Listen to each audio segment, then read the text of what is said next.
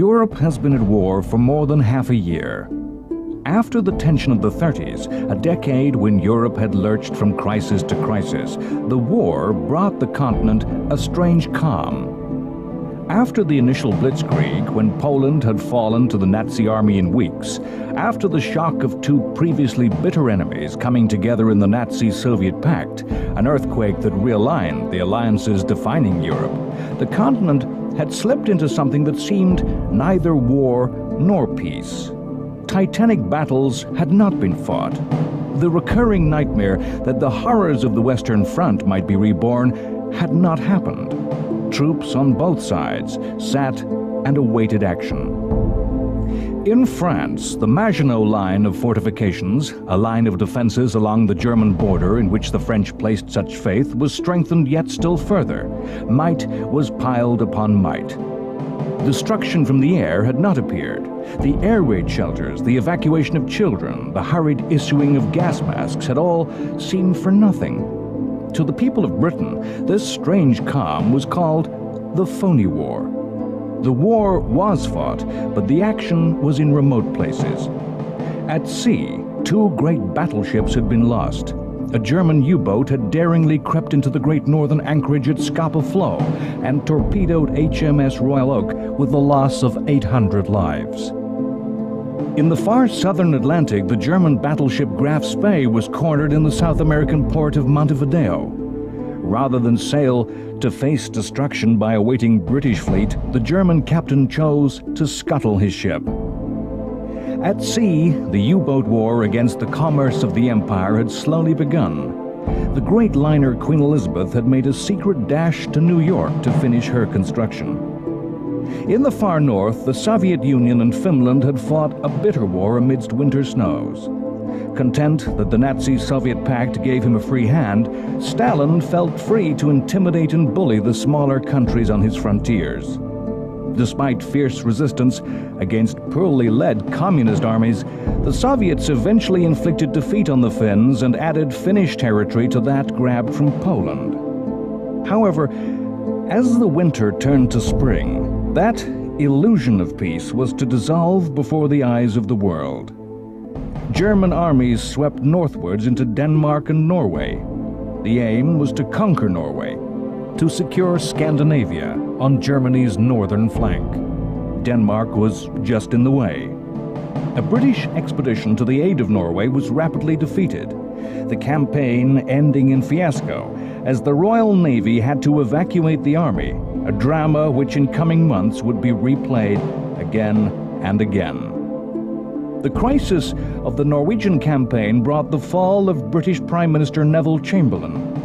In the British Parliament, he was famously told, "You have been too long for any good you've been doing. In the name of God, go." The British Parliament turned to Winston Churchill, the only politician not tainted by appeasement of the 30s. Churchill's leadership was to be put to the greatest trial from the very start.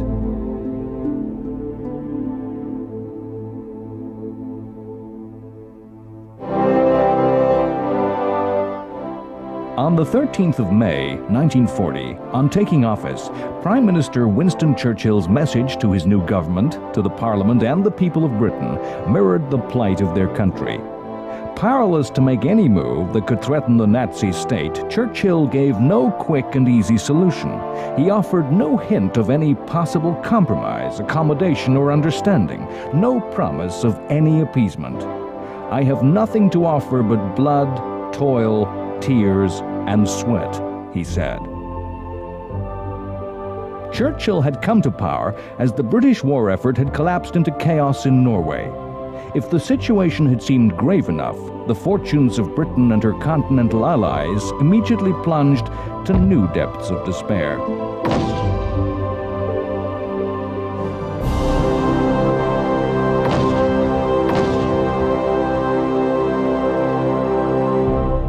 In the very hours that Churchill was taking office, in Europe, war was about to burst on the West.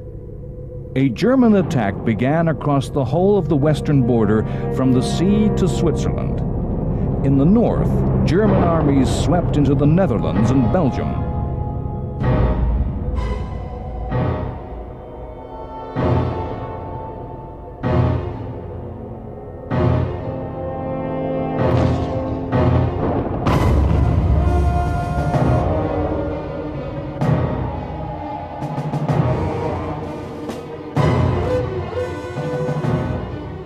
In the south, 17 divisions were hurled against the fortresses and the defenders of the French Maginot Line.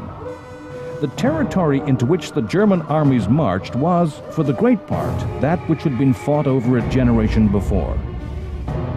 In 1940, as in 1914, a small, highly professional British army took its place alongside the French.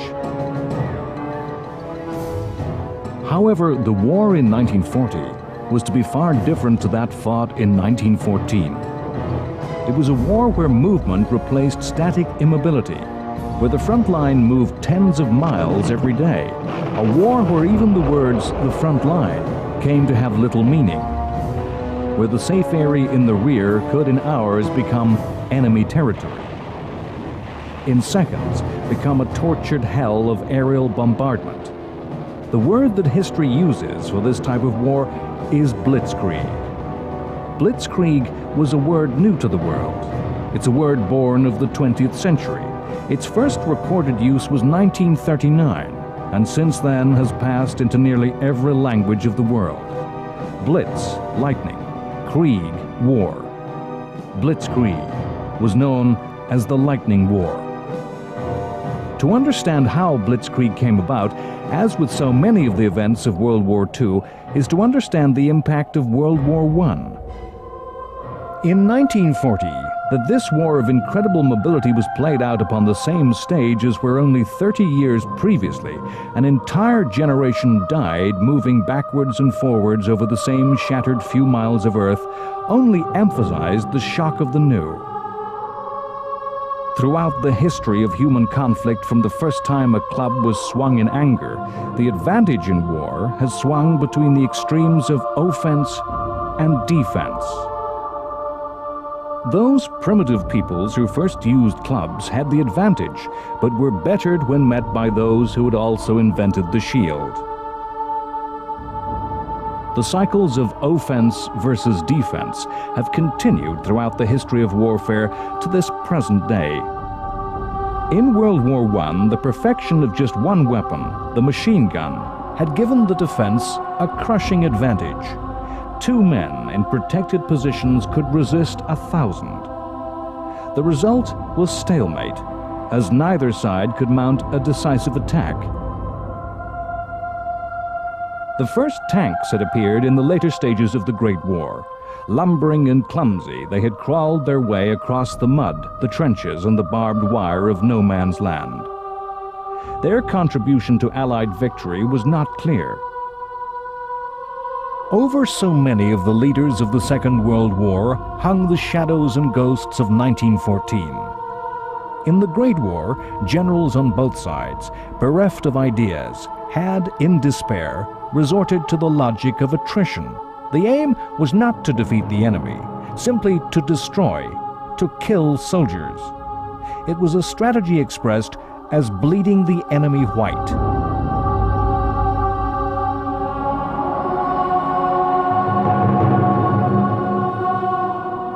When the First World War was over, historians and military theorists all over the world sought to draw lessons. Winners always tend to think that the same tactics and weapons that won the last war will win the next. France thought the lessons of the war were that the defense had the upper hand, that the machine gun, the entrenched soldier, had the advantage. They sought to defend France by building a line of defenses all along the border with Germany. This was the Maginot Line, most accurately described as the Western Front, cast and set into concrete and steel. A complex of forts with protected underground roads, miniature railway systems, and deep bunkers as barracks.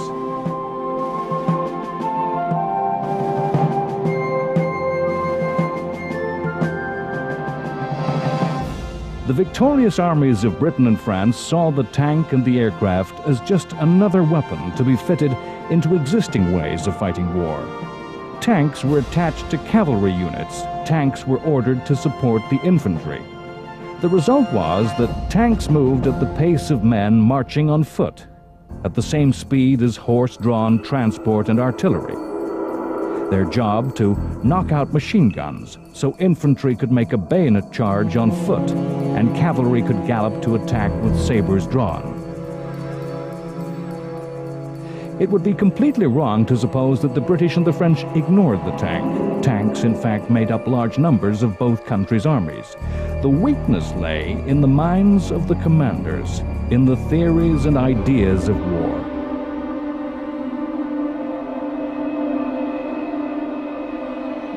Air forces in Britain and France were seen in the light of futuristic theories, of imagined wars that could be won by air power alone, where unstoppable bomber forces would bring devastation to the centers of population and industry. The Air Force officers of Britain and France encouraged these ideas. They meant air forces were independent, free from interference by generals or admirals. Britain and France were the winners of World War I. Germany had suffered national disaster. The terms of the Versailles Peace Treaty had destroyed the once proud German military. The German military mind was open to new ideas, rejecting the old ways of thinking that had failed to bring victory. Nazism, National Socialism, believed itself the politics of the future, with an ideology of newness which readily embraced modern theories and ideas. It was in this fertile and receptive environment that the new technologies were realized to create the Blitzkrieg. The idea was to create an armored and mechanized army in which all elements moved at the speed of the fastest, not the slowest, where infantry and artillery were mechanized and could keep up with the tanks, where airborne soldiers and paratroopers could be landed behind enemy lines, where the Air Force was not independent, fighting its own private war, but was instead dedicated to the support of the Army, with aircraft designed to attack tactical targets, troop formations, and supply lines in support of ground attack. The German Luftwaffe was by no means the ultimate fighting organization that its propagandists claimed. By the end of 1940, its weakness would have been laid bare to the world. But in the early summer, the Luftwaffe stood at the peak of its strength and effectiveness. Under the determined will of the Nazi administration, with active preparation for war in mind, Germany had focused on producing just a few highly effective and advanced aircraft. In Britain and France, the air forces were equipped with an assortment of types, some obsolete, some useless. The Luftwaffe's leadership, its officers, were of a high standard. In Germany, it was an honor and a mark of competence to transfer from army to air force. In Britain and France, such a move was a way for the incompetent to restart a career.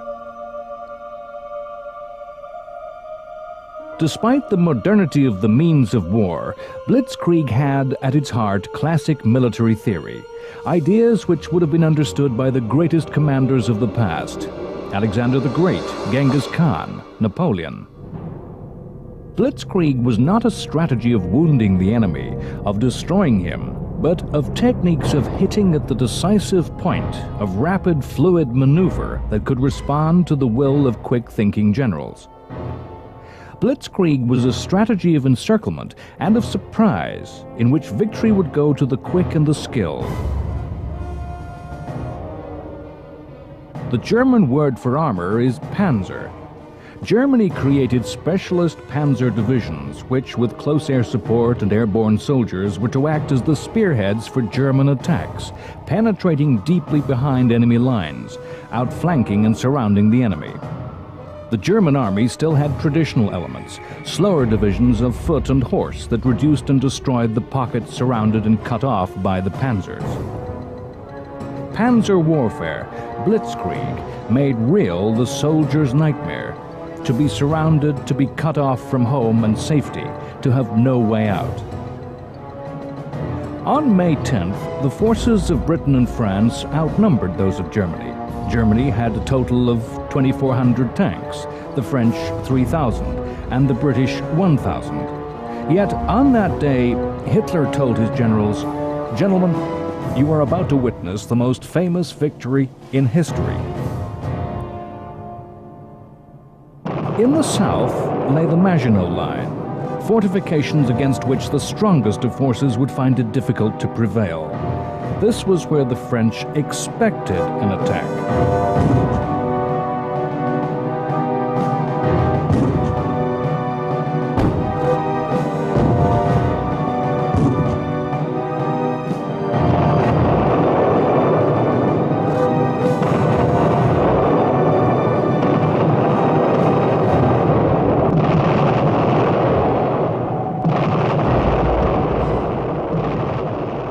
As a diversion, the Germans threw masses of ordinary non-mechanized and non-armored troops against the line.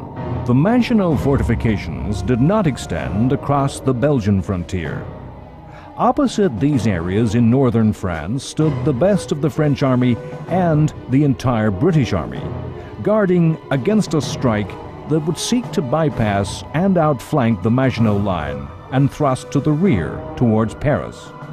This was what Germany had done in 1914, invading neutral Belgium to outflank the French. However, in 1940, the thrust came farther to the north, into Holland and northern Belgium. The French and British moved to meet the invasion. The northern attack was bait, an enticement, and a provocation. It was designed to draw the British and French to the north, into a trap, into destruction. As the Western Allies moved north, silently, quietly, through the dense forest of the Ardennes, came a third German attack. This concentrated the German panzer armies in one massive tank-based formation. The British and the French thought tanks could not work in the wooded country of the Ardennes. They could, and did, creeping slowly through narrow forest lanes, eventually to burst out into open countryside. As this silent menace grew, the first weight of the attack fell upon the Dutch in the north. The Dutch were genuine neutrals, and surprise was complete. A tiny army protected the Netherlands, just 10 divisions strong. It was an army that had not been in the field since 1830. The Dutch Air Force was a mere 125 planes strong, and was half destroyed on the ground in the first hours of the assault. The Dutch, historically, had retreated behind barriers of water. German airborne troops simply bypassed these defenses. On May 13th, the Luftwaffe, against no resistance, destroyed the historic center of the city of Rotterdam, and the Dutch surrendered.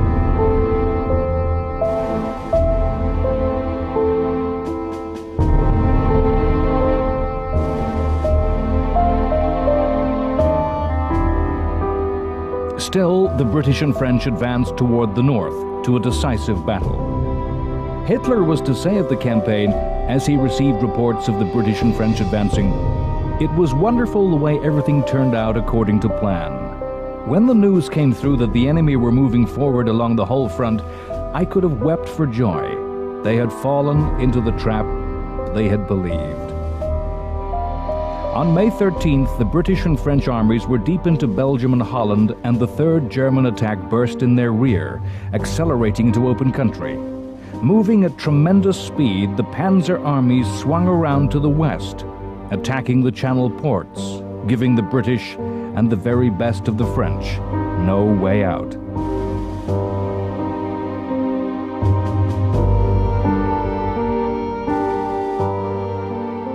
By May 25th, catastrophe faced the entire British army.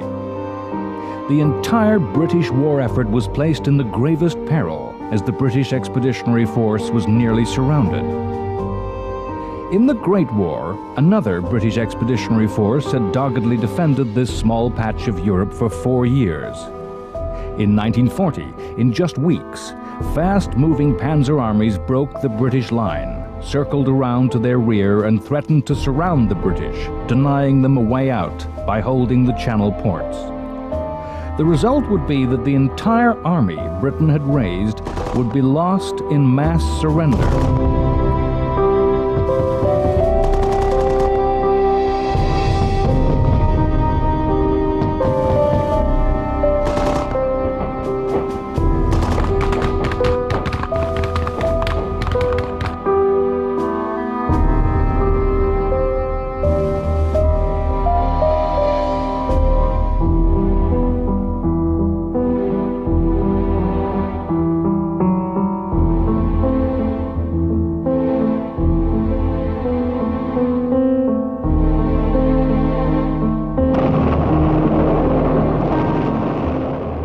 one door, one way home across the sea, lay slightly open.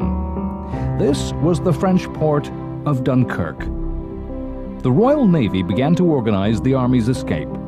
To close the trap, all the Germans had to do was take Dunkirk.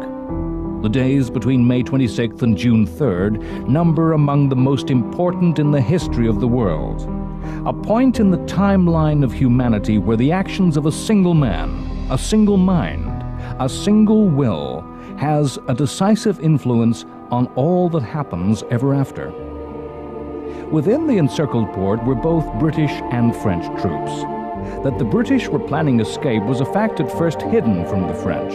French troops were refused evacuation, and in ugly confrontations, British soldiers opened fire on their allies. The Panzer armies stood outside Dunkirk.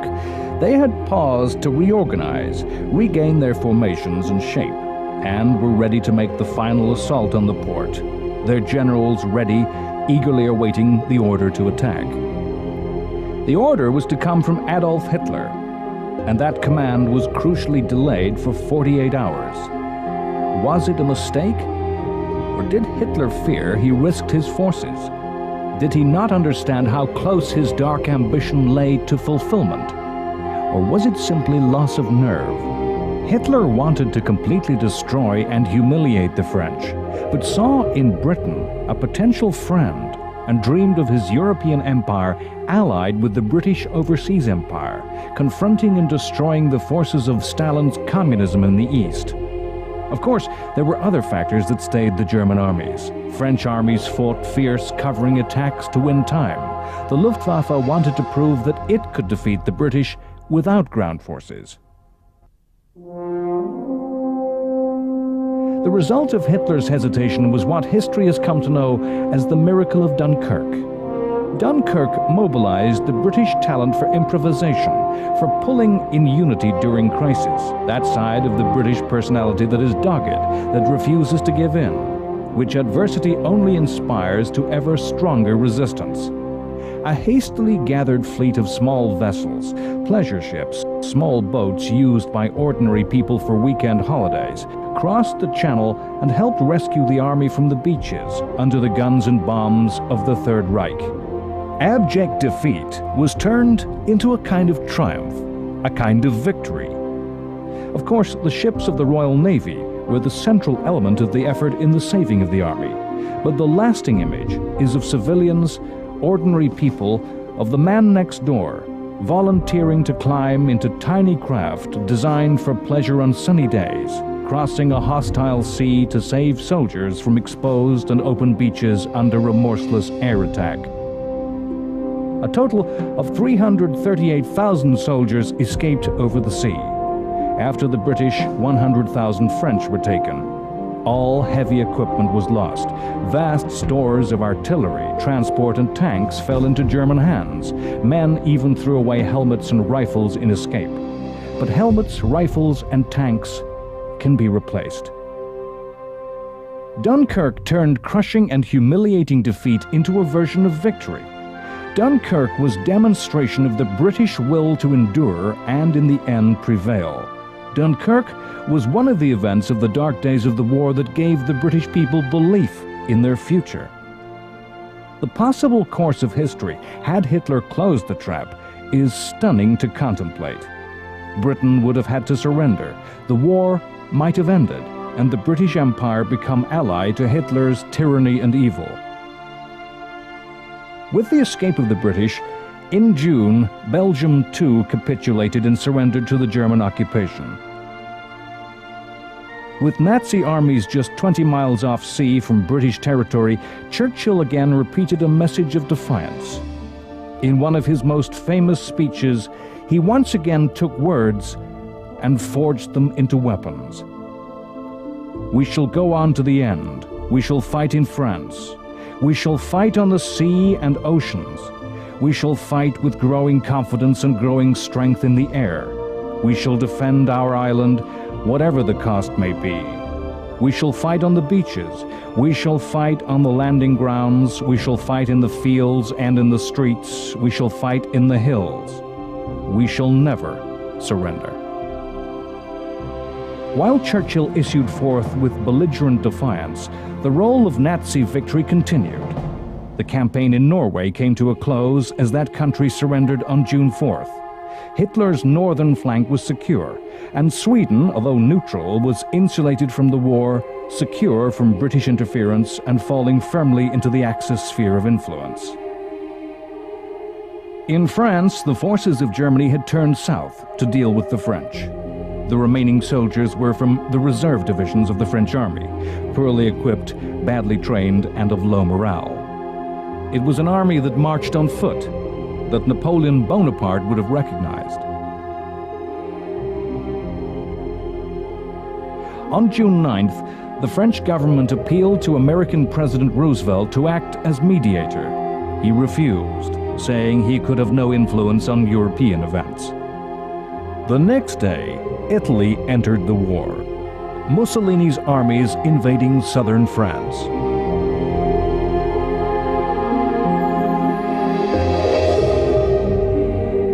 Mussolini was simply eager to make sure of a share of the spoils, not to be left out in the victory. In the United States, Mussolini's opportunism caused revulsion. The cynical nature of the attack added to the slowly growing swell of American opposition to the Axis. Italy's first involvement in the fighting could have been taken as a warning that Italy would prove an eventual liability to the Nazi-fascist alliance. The French troops opposing the Italians in the south beat off the invasion, and only the later collapse against German forces attacking from the north prevented an embarrassing repulse for the Italians. In France, an impending sense of crisis caused the government to recall to office a hero of the Great War. Marshal Philippe Pétain had been the hero of 1915 and 1916.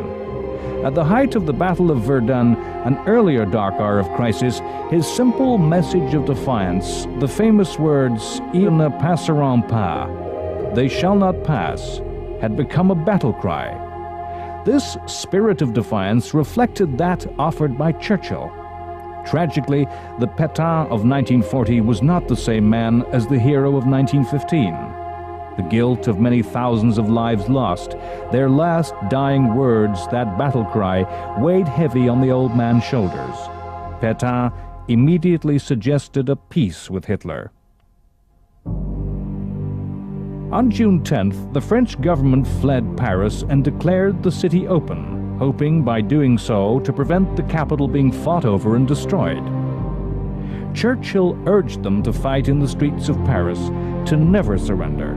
But he was ignored. A week later, on June 17th, Paris was open for business as usual. Only the tourists enjoying the summer were Germans. At the same time as some Frenchmen served their conquerors drinks, others were still fighting. Ironically, the Maginot Line had proved impregnable, secure until the very last. The Germans forced the French to sign the surrender in the preserved railway car that had seen the German capitulation in 1918. This was just one of a series of vengeful humiliations which Hitler was to inflict upon his enemy.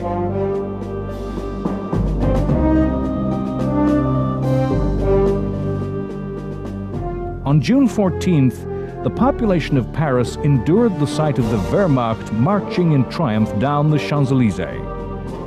The surrender terms that Hitler imposed on the French were revenge and retribution for the humiliation of the Treaty of Versailles, a humiliation that the corporal decorated for bravery on the Western Front had felt so keenly.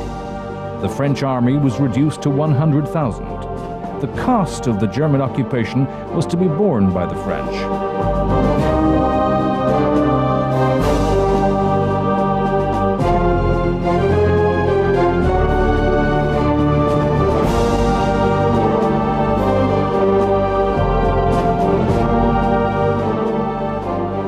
Hitler famously went sightseeing in the French capital. On the other side of the continent of Europe, yet another opportunist state took its chance. the Soviet Union invaded and extinguished the independence of the tiny Baltic states of Latvia, Lithuania, and Estonia, annexing them into the USSR. On June 17th, Pétain was made premier of a new French government which had made peace with Hitler, with a base in the southern French town of Vichy. The Vichy regime was to become a byword for collaboration and betrayal. On June 18th, another Frenchman, Charles de Gaulle, made a broadcast from London to the French people. He boldly declared that the war was not over and the French must resist. He denied that the Vichy regime had any legitimacy. De Gaulle's story truly proves that there is such a thing as destiny. De Gaulle was a devout Catholic and fierce patriot. 3 times wounded in the First World War, he spent much of that conflict as a prisoner of the Germans. His life, until World War II, was spent as an unspectacular career soldier. He wrote books about armored, mechanized war, but his ideas found no acceptance in the French military. In 1940, he was made the commander of a division that was forming, which had some minor successes as the French army crumbled. On June 6th, he was appointed a junior defense minister in the hastily reorganized government. He was a minister for just 10 days, but during that short period, he met and impressed Winston Churchill. When the French government resigned on June 16th, de Gaulle was smuggled into the UK. At Churchill's personal insistence, his famous broadcast was made. De Gaulle became recognized as the head of the Free French and began to mastermind a strategy of striking back at the Axis from wherever possible, most notably the far-flung corners of the French colonial empire. Remote corners of the world declared war against Vichy and the Axis.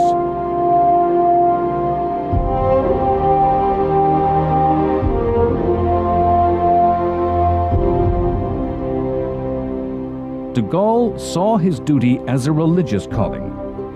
"Events impose this sacred duty on me. I shall not fail to carry it out," he said.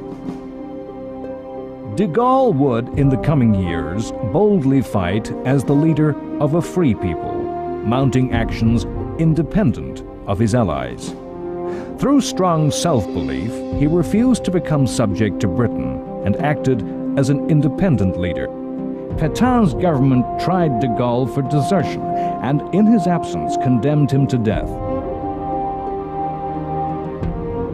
The 100,000 Free French were just the largest group of defiant exiles that had refused to surrender to the Germans and by roundabout routes had escaped from occupied Europe and found their way to Britain to carry on the war. A Czechoslovak brigade, 5,000 strong, existed as part of the British Army. 4 squadrons of the RAF flew with Czech markings. The Polish armed forces made up an even more sizable number of anti-Nazi forces. In 1940, there were 14,000 soldiers, numerous naval and merchant ships, and 5 squadrons in the Polish Air Force. In the coming Battle of Britain, Polish pilots were to be among the most resolute, courageous, and successful destroyers of German attackers.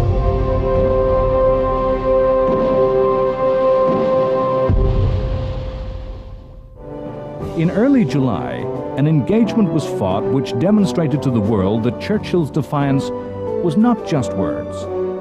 The French fleet, the 4th largest in the world, lay at anchor, having hardly seen action.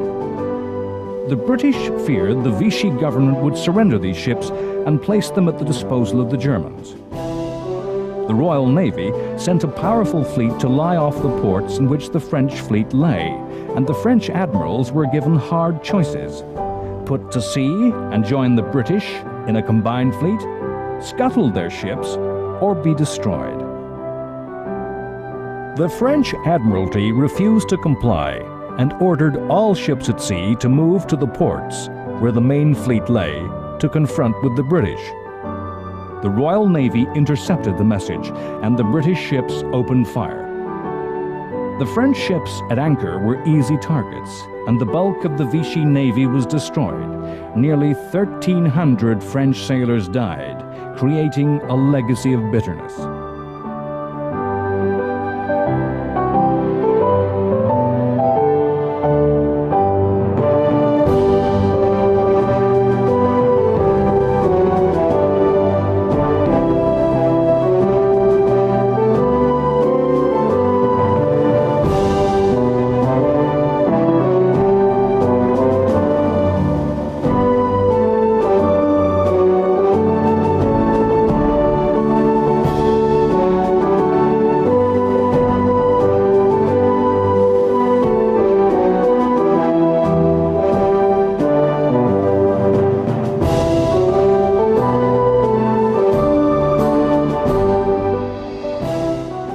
Churchill's words were turned into action. Britain really would pay any price to survive.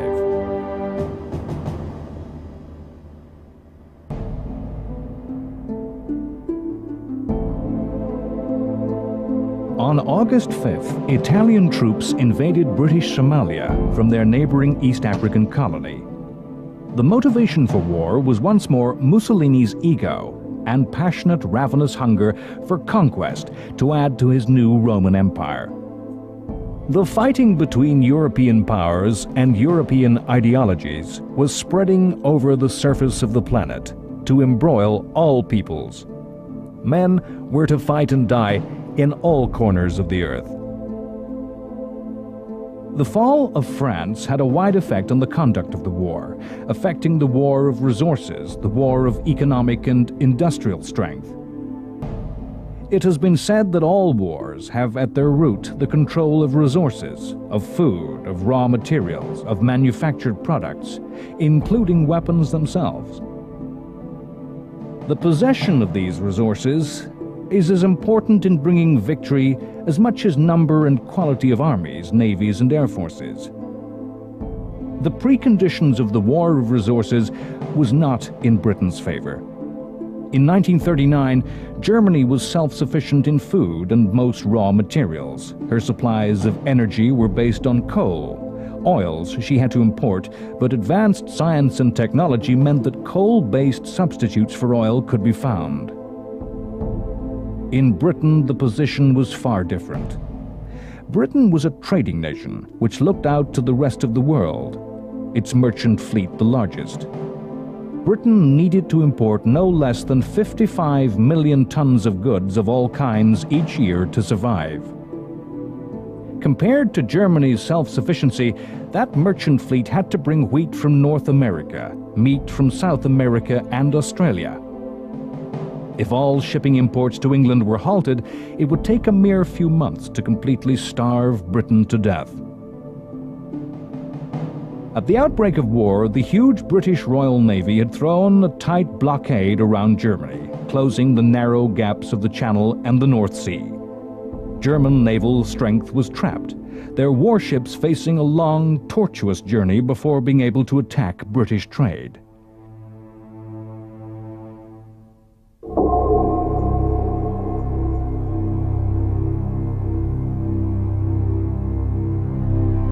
As France fell, this ground, which determined naval strategy, shifted. With the occupation of France, the Germans could use the French Atlantic ports from where 100 years before Napoleon's navy threw down its challenge to the British. Another struggle in which Britain struggled for life or death against a continental dictator. German U-boats could now have easy access to the clear, deep blue water of the ocean.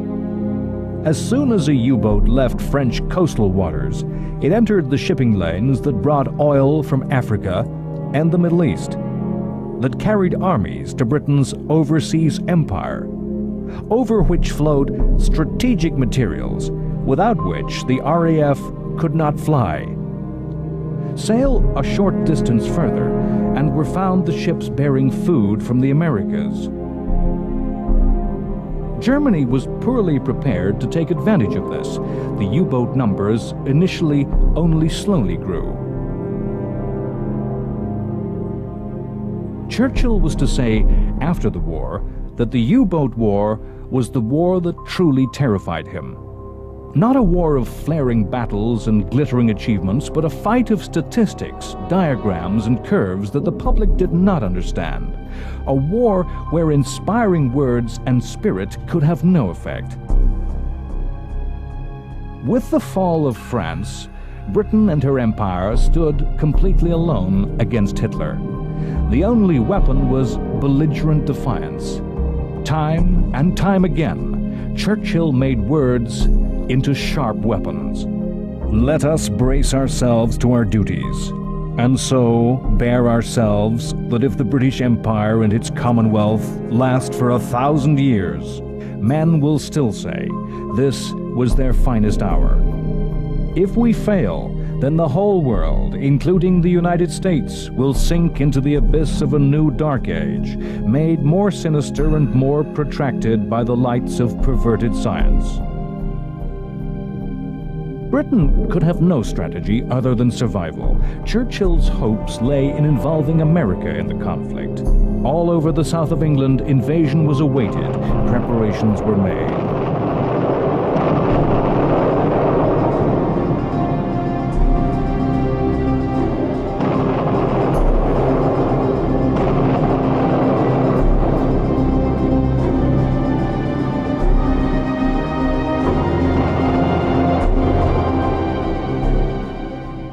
The famous Home Guard of those too old and too young for military service was recruited.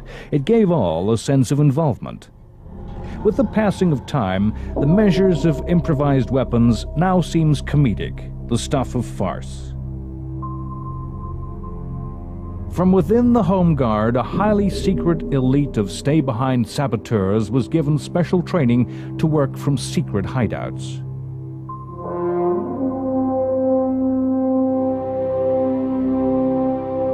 That an army of old men and boys were preparing to defend their homes against the might of the German army, the most modern in the world, using spears and antiques, is a measure of the desperate plight which faced the British people.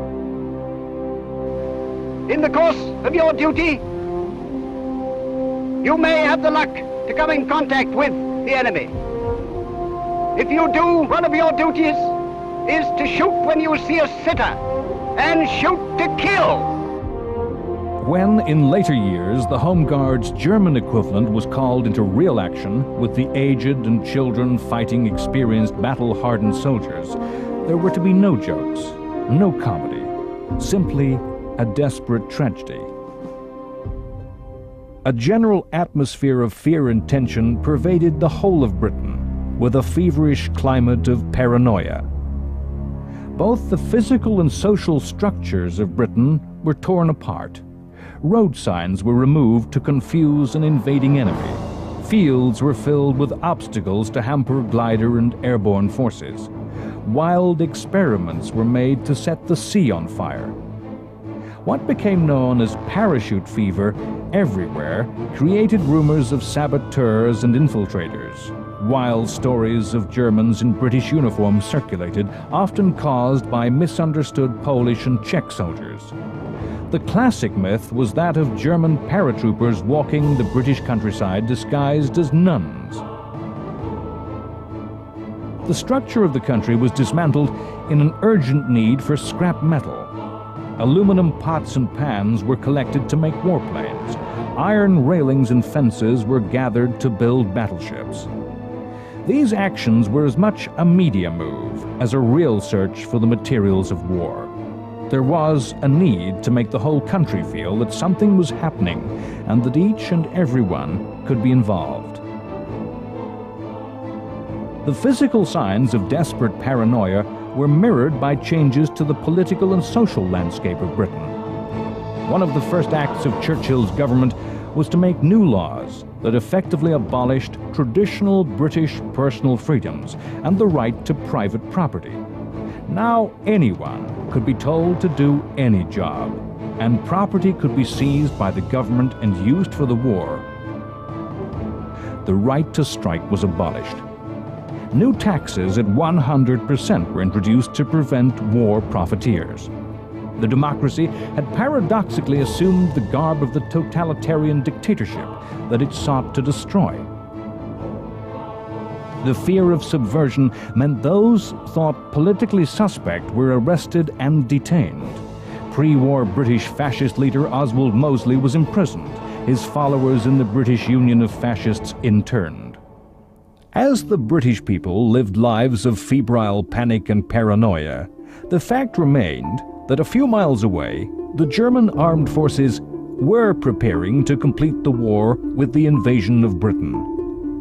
It is a fact of history that wars very rarely turn out as political leaders or generals ever imagine. The Blitzkrieg had brought the Nazis stunning success at a speed they had never thought possible. Hitler's view of the world had never encompassed taking on the might of the British Empire.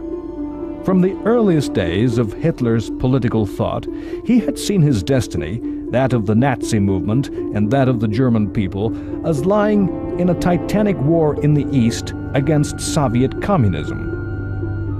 While Hitler may have sought humiliating revenge on the French, whom he viewed as the prime architects of Germany's interwar humiliation, against Britain and her empire, he had not planned a war. Now the German command was confronted with the need to plan an invasion of the British Isles. Looked at from the perspective of the longer history of Europe, Germany was now placed in a classic dilemma. A strong continental power, used to looking strategically inwards, to the east, fighting its wars across land frontiers, was faced with the challenge of defeating the preeminent naval power. The invasion of Britain was codenamed Operation Seelöwe, Operation Sea Lion. Germany was not an historically great naval power, and its attack on Britain was planned more as a river crossing. Landings would be made on the beaches of southern England, and the panzers would thrust northward. Today, we think of amphibious warfare as using special landing craft and vessels. This was far from the case in 1940. The fleet to carry the German army across the sea was an improvised armada of river barges and merchant ships. The German Navy was not large enough to engage the British in a powerful fleet-to-fleet battle. Britain was historically the dominating sea power of the world, and its powerful navy would easily subdue and destroy any fleet of clumsy inland craft moving across the Channel. For the first time, there was a way to solve the problem of British naval power. All navies in 1940 were vulnerable to air attack. It was aircraft rather than the great guns of other battleships that were to cause the losses of capital ships. The British command of the sea could be countered by the Germans having command of the air. However, to gain command of the air, the Germans had to destroy the RAF. In Churchill's words, "The Battle of France is over. The Battle of Britain has begun." Next time on World War II, The Complete History, the Battle of Britain rages in the skies over southern England, as Hitler's Luftwaffe throws its strength of more than 1,000 bombers against the fighters of the Royal Air Force. Its aim is total air supremacy over the British Isles, to negate British naval power, and enable the German army to cross the river and mount the first foreign invasion of the British in nearly 1,000 years. With the army shattered following Dunkirk and the Home Guard preparing to fight with spears, the defense of Britain, the future of civilization, lies in the hands of less than 3,000 young men, the pilots of the RAF, what Churchill called the few. The battle is a war of courage and of technology, as state-of-the-art fighters meet in air-to-air combat. The twin legends of the Spitfire and the Hurricane are born. The new science of radar, born from the science fiction idea of a death ray, plays a crucial role in the defeat of the Nazi Air Force. As Hitler and Luftwaffe commander Goering play for higher and higher stakes, throwing more and more of Germany's strength against Britain, the tide of battle begins to turn against Britain. In a dramatic switch of policy once more, Hitler makes the wrong choice, and mounting losses force the Luftwaffe to abandon attacks. The Battle of Britain ends, and the Blitz begins. A ruthless assault by night brings death and destruction to the cities, as Hitler tries to break the will of the British people. Hitler fails. His efforts only increase the will of the British people to never surrender.